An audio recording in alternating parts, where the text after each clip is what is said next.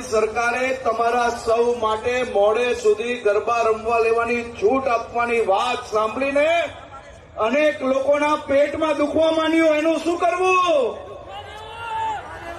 કરવું? એ ગુજરાતમાં નહીં તો શું પાકિસ્તાનમાં જઈને ગરબા રમવાના મારે? એ મોડા સુધી ગરબા રમવા લેવાના કે નહીં?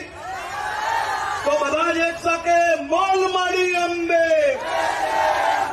બોલ માડી અંબે.